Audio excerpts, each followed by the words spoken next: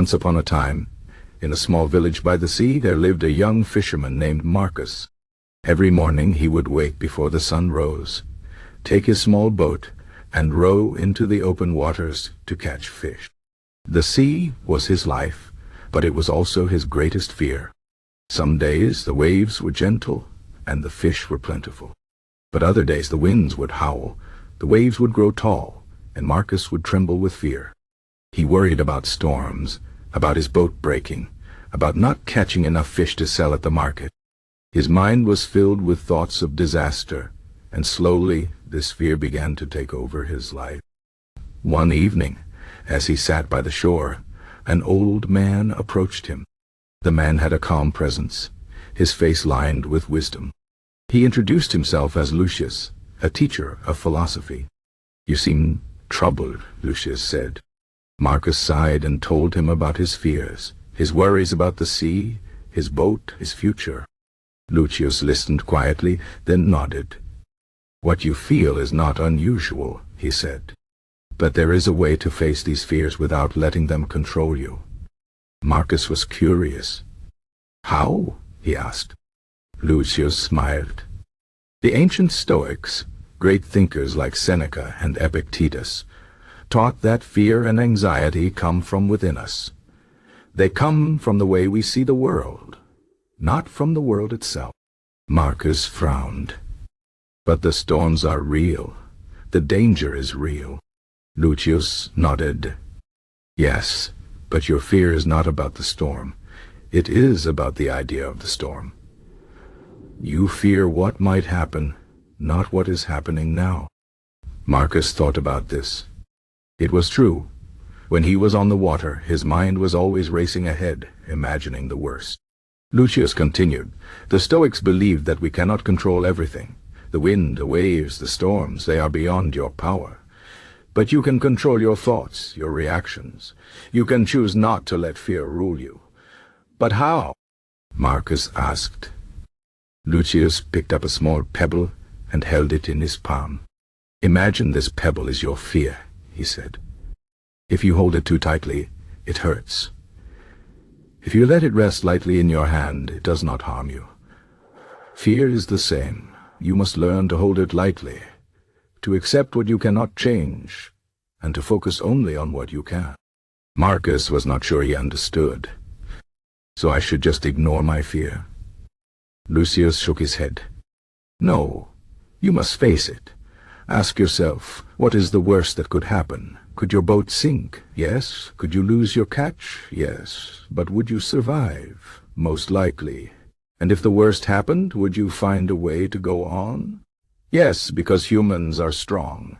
The Stoics called this Premeditatio malorum, the practice of imagining the worst so that you are not. Over the next weeks, Marcus practiced what Lucius had taught him. Before he set out to sea, he would take a deep breath and remind himself, "I cannot control the waves, but I can control my mind." When the winds grew strong, instead of panicking, he would focus on what he could do, adjusting the sails, steering carefully. Slowly, his fear began to fade. One day, a great storm rolled in. The waves crashed against his boat, and the rain fell in sheets. In the past, Marcus would have been paralyzed with terror. But this time, he remembered Lucius's words. He thought, "The storm is here. I cannot stop it, but I can endure it." He focused on his breathing, on the task of keeping his boat steady. Hours later, when the storm passed, Marcus was exhausted but unharmed. He had faced his greatest fear and survived. When he returned to the shore, Lucius was waiting for him. "You have learned well," the old man said. Marcus smiled. "I understand now. Fear is not the enemy.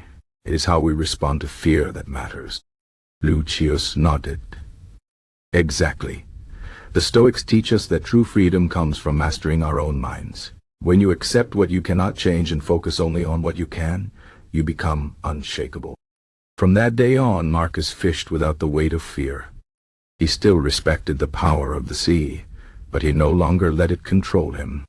And when others in the village saw his calm strength, They came to him for advice. He shared what Lucius had taught him, the wisdom of the Stoics. Years passed, and Marcus grew old.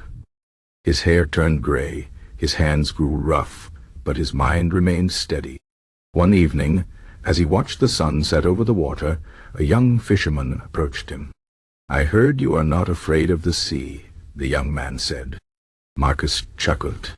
"Oh, I was afraid once, but I learned that fear is just a story we tell ourselves. The sea is the sea. Storms will come.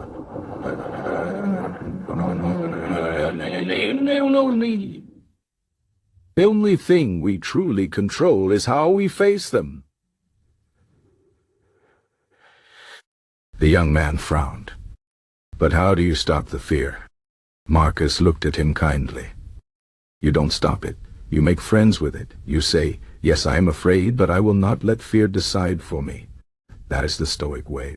And so the lesson was passed on, just as it had been for centuries.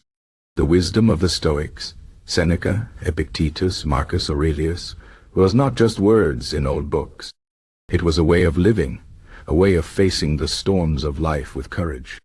Anxiety, fear, worry, they are part of being human, but they do not have to rule us. Like Marcus, we can learn to hold our fears lightly, to focus on what we can control, and to let go of what we cannot. The storms will come, but we can choose to stand firm. That is the Stoic guide to overcoming anxiety. And it is a lesson as powerful today as it was 2,000 years ago.